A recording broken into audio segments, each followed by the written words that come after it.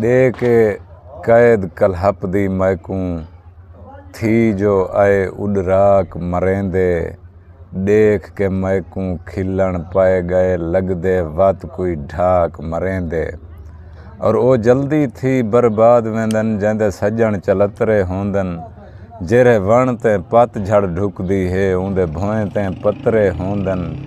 तैकू थोड़ा थोड़ा तहूं मिलदा निखड़न दे खतरे होंदन।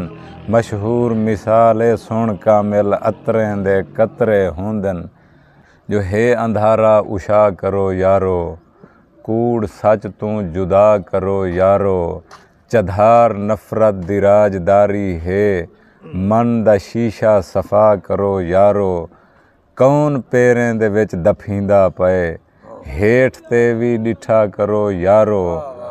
कौन पैरें दे विच दफींदा पए, हेठ ते भी डिठा करो यारो। शाम दा है सफ़र मेरा कामिल, मेरे हक च दुआ करो यारो।